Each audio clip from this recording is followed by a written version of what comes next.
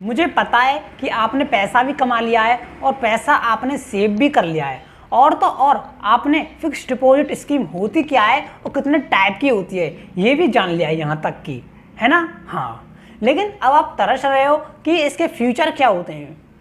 लेकिन मैं आपको बता दूं, आप इस चैनल पर नए हो और आपने अभी तक फिक्स्ड डिपॉजिट क्या होता है और फिक्स्ड डिपॉजिट स्कीम कितने टाइप की होती है आपने अभी तक नहीं जाना है, तो इन दो वीडियोस की जो लिंक है मैं अपने डिस्क्रिप्शन बॉक्स में ऊपर प्रोवाइड करा दूंगा, और मेरे कंप्लीटली इन्वेस्टमेंट सीरीज़ की प्लेलिस्ट भी डिस्क्रिप्शन बॉक्स में प्रोवाइड करा दूंगा ताकि आपको देखने में आसानी हो सके।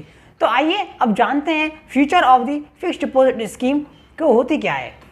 बेसिकली सबसे पहले मैं बता दूं फ्यूचर का मतलब क्या होता है। इस जगह पर फ्यूचर का मतलब क्या, यानी कि हम जानेंगे इस वीडियो के अंदर एफडी के अंदर क्या इंटरेस्ट रेट मिलता है, कितना मिलता है, कंपाउंडेड फ्रीक्वेंसी क्या होती है, इसकी विड्रॉल के रूल क्या है, इसके कोई पेनल्टी तो नहीं लगेगी, कोई रिस्की है या फिर नॉन रिस्की है, क्या रिटर्न इस पर फिक्स मिलता है या फिर मार्केट के अकॉर्डिंग रहता है।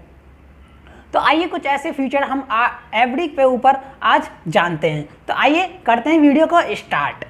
लेकिन वीडियो स्टार्ट करने से पहले मैं आपको बता दूं कि मेरा एक और चैनल है धीरज सिंगला के नेम से, जो कि एक स्टूडेंट की life, parents life, student career से रिलेटेड बातें करता है, जिसके अंदर मैं अपना पर्सनली एक्सपीरियंस शेयर करता हूँ लाइफ से रिलेटेड, तो ताकि हमारी सोसाइटी को और हम स्टूडेंट को कुछ सीखने को मिल सके। तो इस चैनल की जो लिंक है मैं अपने डिस्क्रिप्शन बॉक्स में ऊपर ही ऊपर आपको प्रोवाइड करा दूंगा। इस वीडियो को देखने के बाद आप उस चैनल को भी देखिएगा और कमेंट बताइएगा कि आपको क्या सीखने को मिलता है। और हाँ, और आपने अभी तक इस चैनल को सब्सक्राइब ना किया हो तो सब्सक्राइब कर लीजिएगा और बेल आइकन भी हिट कर लीजिएगा इस वीडियो को देखने के बाद, अगर आपको ये वीडियो बेस्ट लगती है तो। और लाइक करने में भी कोई कंजूसी मत छोड़िएगा ताकि ये वीडियो दूसरे लोगों तक भी पहुंचे और उनको भी इस वीडियो से कुछ सीखने को मिले। तो आइए अब करते हैं वीडियो को स्टार्ट और बनाता हूँ इन्वेस्टिंग को सिंपल और ईजी आप सभी के लिए। नमस्कार दोस्तों, मैं डिग्री लेस धीरज।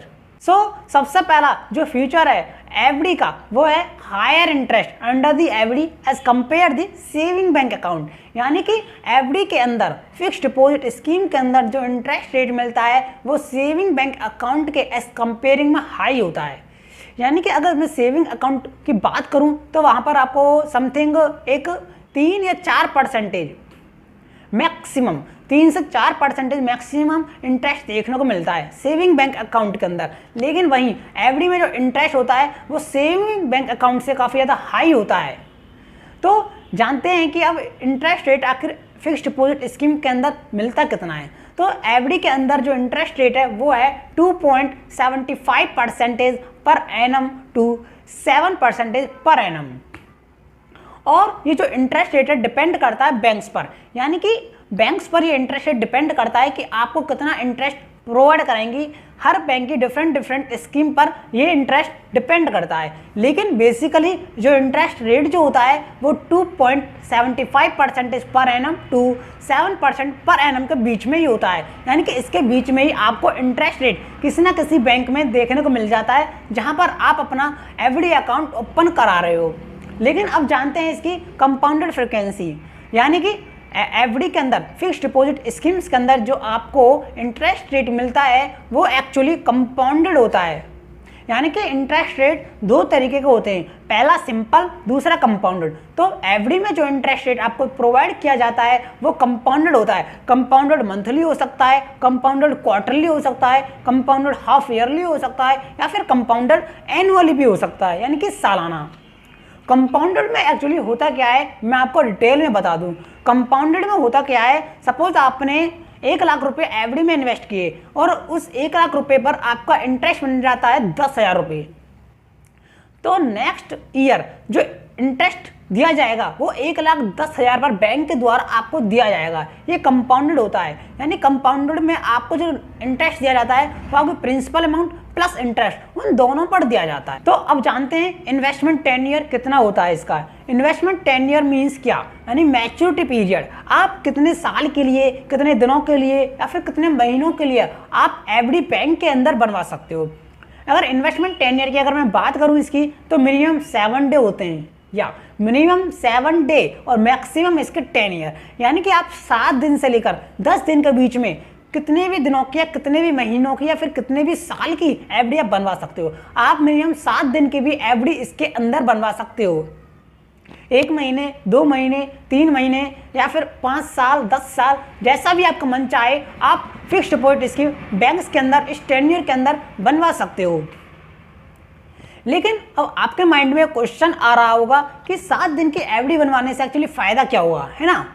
ऑब्वियसली 100% क्वेश्चन तो आपके माइंड में आया है कि 7 दिन की या फिर 1 महीने की एफडी बनवाने से क्या फ़ायदा हमको। सपोज मैं एग्जांपल लेता हूँ, मेरा फ्रेंड है राहुल एक्चुअली कहीं बाहर जा रहा है, यानी कि आउट ऑफ टाउन, अपने शहर से बाहर जा रहा है। तो राहुल के पास 1 लाख रुपए हैं। राहुल ने मुझको वो 1 लाख रुपए दे दिए कि ये ले धीरज, तू 1 लाख रुपए रख ले मेरे, मैं कहीं बाहर जा रहा हूँ, जब मैं आ जाऊँ वापस तो मैं तुझसे ले लूँगा। तो मैंने राहुल से पूछता हूँ, सुन भाई राहुल, अरे कितने दिनों के लिए बाहर जा रहा है, मीन्स कब लौटेगा तू। तो वो मुझसे कहता है कि मैं जो है वो समथिंग 10 दिन के अंदर लौट जाऊंगा। 8 या 10 दिन के अंदर मैं बाहर से अपनी सिटी में लौट जाऊंगा। तो मैं 8 या 10 दिन के अंदर मैं तुझसे ये पैसे 1 लाख ले लूंगा। मैंने कहा ठीक है, चला जा। उसने मुझको 1 लाख रुपए दे दिए। अब एक्चुअली हुआ क्या, अब मैं उन 1 लाख रुपयों को घर पर रखूंगा बस, और तो मैं कुछ कर नहीं सकता। तो इससे अच्छा तो क्यों ना मैं उन 1 लाख रुपयों को एफडी में इन्वेस्ट कर दूं 7 दिनों के लिए, है ना। बिकॉज राहुल तो 8 या 10 दिन बाद आएगा ना, राहुल तो 8 या 10 दिन बाद आएगा, तब मैं उसको 1 लाख रुपए दे दूंगा। इतने तो मैं 7 दिन तक एफडी में इन्वेस्ट कर सकता हूँ ना। एफडी में निवेश कर दूंगा 1 लाख रुपयों को, उस पर मुझे कुछ तो मिलेगा, 250 रुपये या फिर 300 रुपये 1 महीने 7 दिन के जो भी मिले, या फिर 100 रुपये, 1 लाख के 100 रुपये भी सही मिलेंगे तो सही, मतलब कुछ तो मिलेगा, अपना खर्चा तो निकलेगा चाय पानी का भी। अगर मैं राहुल से मांगूं, है राहुल तूने यार मुझको 1 लाख रुपये दिए, तू ऐसा करना मेरे को यार कुछ रुपये और दे, मैं तो तभी रखूंगा तेरे रुपये, यानी मेरी फीस दे तभी रखूंगा मैं तेरे रुपये। अरे राहुल अपना फ्रेंड है, और फ्रेंड से क्या, अपने रिलेटिव या फ्रेंड से हम किसी से भी ऐसे पैसे नहीं मांग सकते। अरे बाहर जा रहा है, वो मुझसे पैसे दे रहा है तो आकर रिकवर कर लेगा मुझे, तो बस तो इतने मैं एफडी में इन्वेस्ट कर दूंगा, वहां से कुछ अमाउंट निकलेगी, वो मेरा सेविंग, बाद में राहुल आएगा उसको मैं दे दूंगा। तो एफडी स्कीम 7 दिन के लिए भी बेनिफिट है।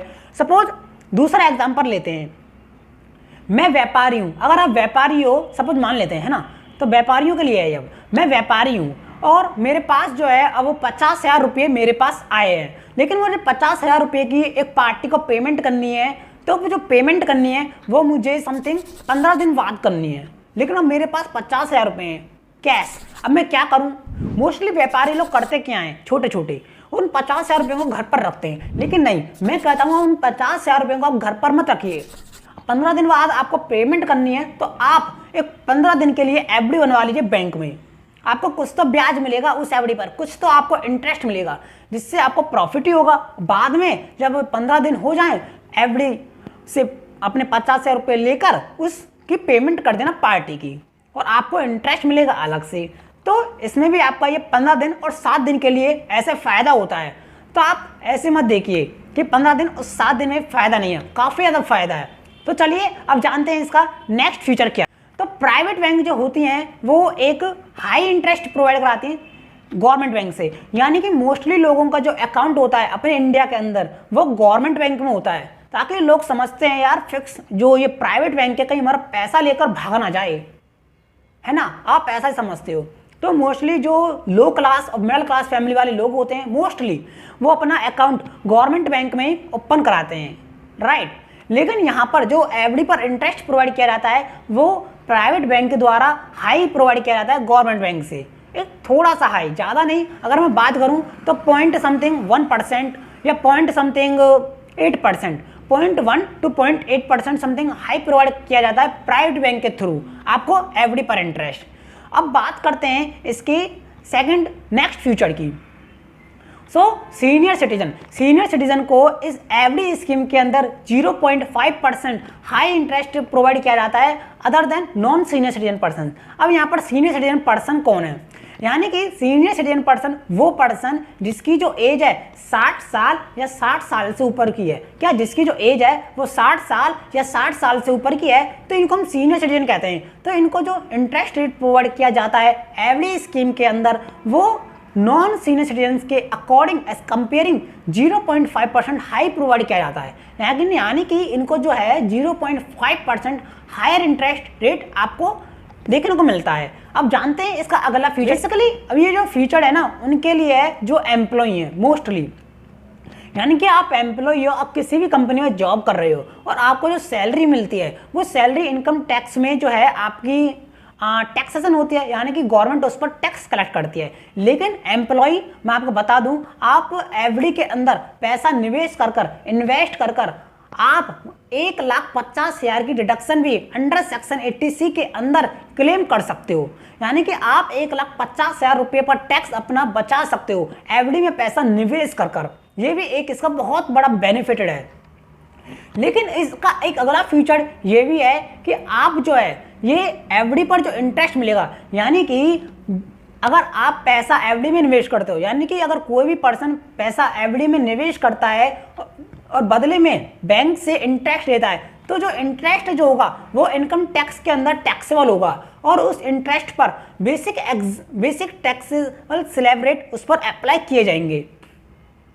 यानी कि सपोज एग्जांपल लेते हैं, मैं धीरज सिंगला, मैं एफडी में 1,00,000 रुपया निवेश कर देता हूं और बैंक से मुझे जो इंटरेस्ट मिलता है मेरी एफडी पर मैच्योर होने के बाद, यानी रिटायर होने के बाद, एफडी जब मेरी रिटायर हो जाती है, मैच्योर हो जाती है, तो मुझको जो एफडी पर इंटरेस्ट मिलता है वो एक 50,000 इंटरेस्ट मिलता है। एग्जाम्पल लेते हैं हम सीधे, है ना। एग्जाम्पल है हमारा 1,00,000 मैंने निवेश किया, 50,000 मुझको इंटरेस्ट मिला एफडी पर, तो जो 50,000 जो इंटरेस्ट जो होगा वो इनकम टैक्स के अंदर टैक्सेबल होगा, यानी कि गवर्नमेंट आपसे टैक्स वसूलेगी उस इंटरेस्ट पर। लेकिन सिर्फ तब आपकी बेसिक एग्जम्पशन लिमिट हाई होती है इनकम टैक्स के अंदर। अब ये बेसिक एग्जम्पशन लिमिट क्या है इनकम टैक्स के अंदर, मैं आपको चलो डिटेल में और बता देता हूँ। यानी कि अगर आप नॉन सीनियर सिटीजन पर्सन हो, क्या नॉन सीनियर सिटीजन, यानी कि जिस पर्सन की एज 60 साल से कम की है, जैसे कि मैं, है ना, मेरी एज 60 साल से कम की है, तो मैं एक नॉन सीनियर सिटीजन पर्सन, तो इनकम टैक्स के अंदर बेसिक एक टैक्सेबल लिमिट वहाँ पर प्रोवाइड की गई है कि अगर हमारी इनकम 2.5 लाख तक होती है तो कोई इनकम टैक्स रेट एप्लीकेबल नहीं होगा। लेकिन 2.5 लाख से 5 लाख पर 5%, 5 लाख से 10 लाख पर 20%, और अगर हमारी इनकम 10 लाख से ऊपर की होती है तो वहाँ पर 30% इनकम टैक्स हमारी इनकम पर लगेगा। यानी कि अगर आपकी टोटल इनकम और टैक्सेबल इनकम 2.5 लाख से ऊपर की चली जाती है तो आप पर इनकम टैक्स रेट लिया जाएगा और आपसे इनकम टैक्स कैलकुलेट कर गवर्नमेंट कलेक्ट करेगी। राइट, आइए अब जानते हैं इसका नेक्स्ट फीचर क्या है। और तो और आप इस नेक्स्ट फीचर के अंदर फिक्स्ड डिपॉजिट से एक लोन भी ले सकते हो। लोन, जी हाँ, लोन। सपोज मान लेते हैं, एग्जांपल लेते हैं, मैं धीरज सिंगला, मेरे पास 1,00,000 रुपये हैं। अब 1,00,000 रुपये मेरे पास कैश पड़ा है घर पर, लेकिन अब मेरे कुछ काम नहीं आ रहा बिकॉज मुझे पार्टी की पेमेंट करनी है, या फिर मान लेते हैं मेरे पास रखे हैं, मेरे को किसी को देने भी नहीं है। तब ये 1,00,000 रुपये अब मैंने रखे क्या करेंगे, चलो ऐसा करते हैं एफडी में इन्वेस्ट कर देते हैं 1 महीने के लिए, मान लेते हैं, है ना। तो मैंने अब एफडी में पैसा इन्वेस्ट कर दिया 1 महीने के लिए, बिकॉज मुझको तो ये किसी को देना नहीं है, तब देना होगा जब ले लूंगा, बिकॉज 1 महीने के लिए तो इन्वेस्ट कर रहा हूँ, 1 महीने बाद मैच्योर हो जाएगी तो पैसे विड्रॉ कर लूंगा, अगर किसी को पेमेंट करनी होगी तो कर दूंगा। तो मैंने 1 महीने के लिए इन्वेस्ट कर दिया अपनी एफडी के अंदर। लेकिन अब 10 दिन निकल चुके, अब 10 दिन के बाद मुझे अब एक पैसों की अर्जेंट नीड पड़ी, बिकॉज मुझे किसी पार्टी की पेमेंट करनी है, या फिर मुझे किसकी बिल की पेमेंट करनी है, या फिर किसी को भी मुझे 1,00,000, अब ये 1,00,000 रुपये देने हैं, अब मुझे अर्जेंट नीड पड़ी। अब क्या करा जाए, मैंने अपने फ्रेंड से कहा यार मुझे को कुछ पैसे की नीड है, ला मुझे पैसे दे दे यार 1,00,000 रुपये, मैंने एक्चुअली अपने एफडी में इन्वेस्ट कर दिए हैं। फ्रेंड ने कहा मुझसे, राहुल ने मुझसे कहा, अरे सुन धीरज, मेरे पास सिर्फ 50,000 रुपये हैं आज, मैं तेरे को 50,000 रुपये आज दे देता हूँ, तो 50,000 रुपये मैं तेरे को कल दे दूंगा। मैंने कहा नहीं यार, मेरे को पार्टी को पेमेंट है वो आज की आज करनी है। तो ठीक है, मैंने कहा ऐसा कर, तू मेरे को ना 50,000 रुपये दे दे, मैं 50,000 और किसी से ले लेता हूँ।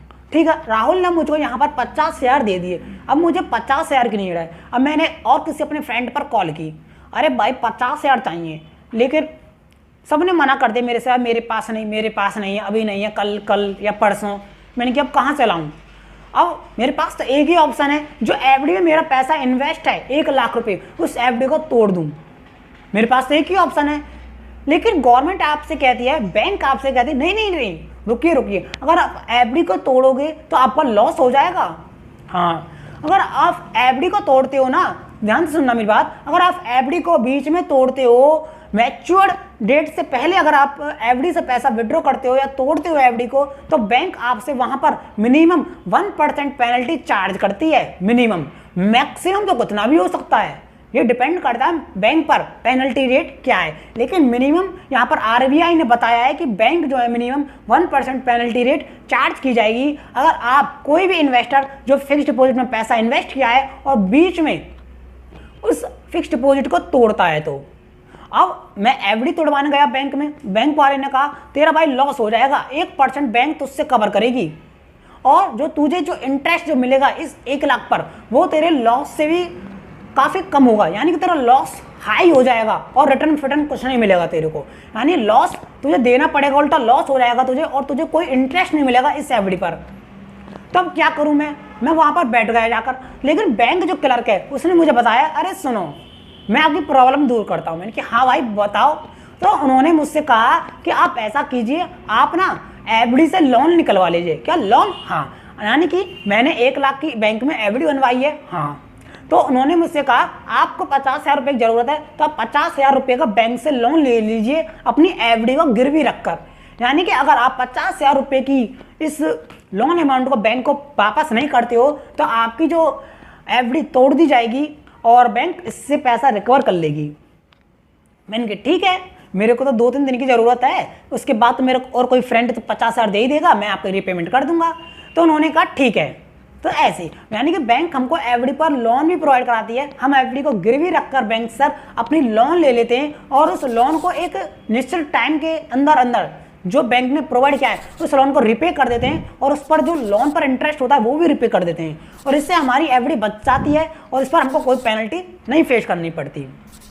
तो अब जानते हैं इसका अगला नेक्स्ट फीचर। तो इसका जो नेक्स्ट फीचर है वो ये है गारंटी रिटर्न, यानी कि फिक्स डिपॉजिट स्कीम के अंदर आपको गारंटी रिटर्न मिलता है। यानी कि अगर बैंक ने आपसे कह दिया कि आपको एफडी पर 6% पर एनम रिटर्न दिया जाएगा कंपाउंडेड क्वार्टरली, ठीक है, तो वो जो रिटर्न है ना 6% ही रहेगा जब तक आपकी एफडी मैच्योर्ड नहीं हो जाती, यानी कि 5%, 4% या 7 या 8% ऐसा नहीं होगा, वो 6% ही रहेगा। आपका फिक्स गारंटी रिटर्न होता है, कोई ऊपर नीचे नहीं होता है।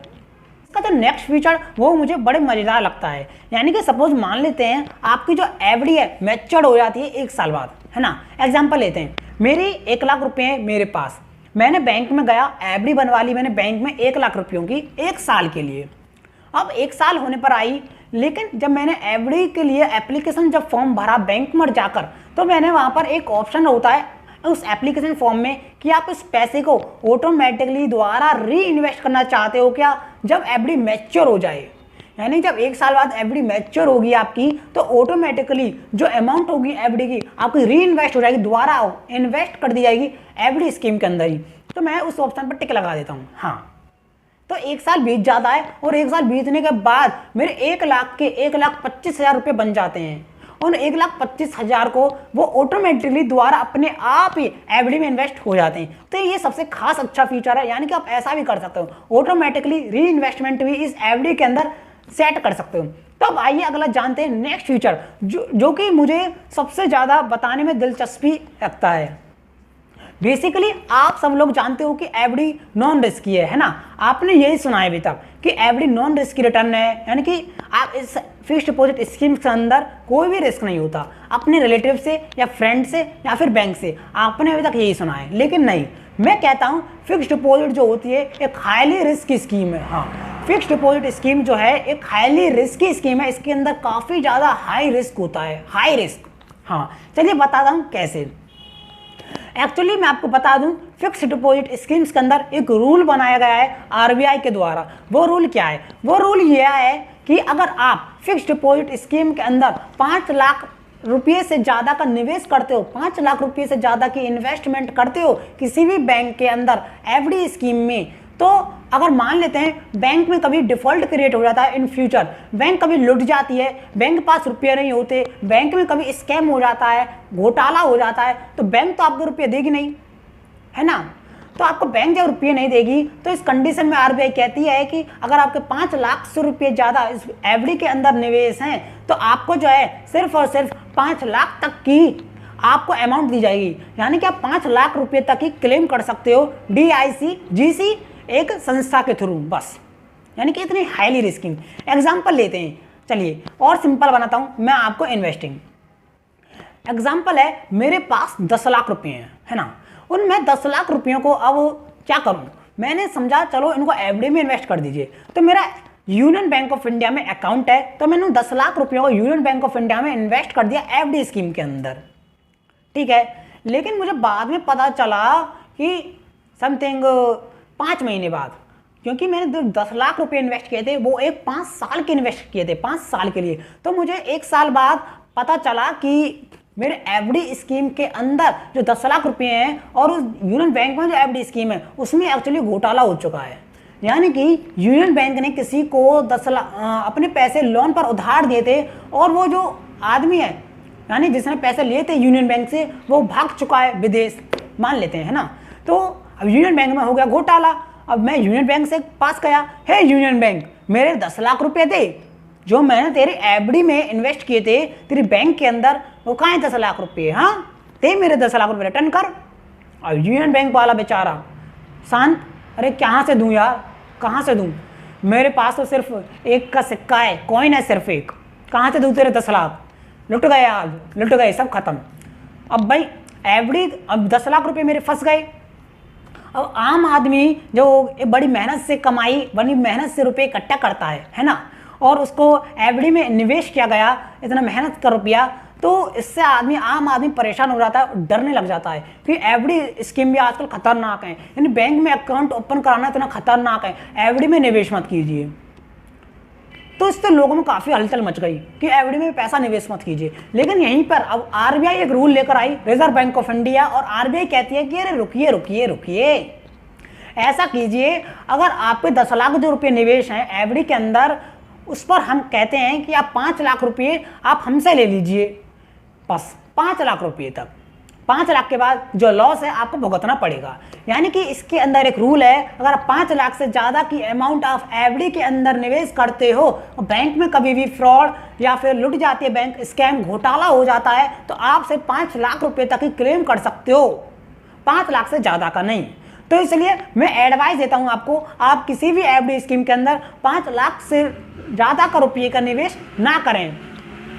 और तो और आप जब किसी बैंक में एफडी में निवेश करने जा रहे हैं, ये कितनी बड़ी अमाउंट, तो सबसे पहले आप बैंक को जाकर देख लें, बैंक मैनेजर से मिल लें, कि आपको बात कर लें कि उनकी बैंक कैसी है, उनकी बैलेंस शीट, P&L, किसी ने उनको लोन तो नहीं दिया हुआ तो कैसा दिया हुआ है, आप पहले मैनेजर से बात कर लें। एक हाई अमाउंट एफडी में इन्वेस्ट करने के लिए 10 लाख रुपये या फिर 8 लाख रुपये या फिर 5 लाख से ज़्यादा की अमाउंट एफडी में इन्वेस्ट करने के लिए। तो बस काफ़ी अच्छी इन्फॉर्मेशन आज की वीडियो में मैंने आपको दी है। तो बस अब मिलते हैं अपनी अगली नेक्स्ट वीडियो में और जानते हैं अब एफडी की एडवांटेज और डिसएडवांटेज क्या होते हैं। और हाँ, आपने अभी तक इस चैनल को सब्सक्राइब ना किया हो तो सब्सक्राइब कर लेना, बेल आइकन भी आप हिट कर लेना और वीडियो को लाइक जरूर कर दीजिएगा ताकि दूसरे लोगों तक ये वीडियो पहुंच सके और एफडी से ऐसी अच्छी इन्फॉर्मेशन, इन्वेस्टिंग से रिलेटेड इन्फॉर्मेशन ले सके। और मैं बनाऊंगा आपके लिए इन्वेस्टिंग को बिल्कुल ईजी और सिंपल लैंग्वेज में। तो बस मिलते हैं अब अपनी अगली नेक्स्ट पार्ट के अंदर।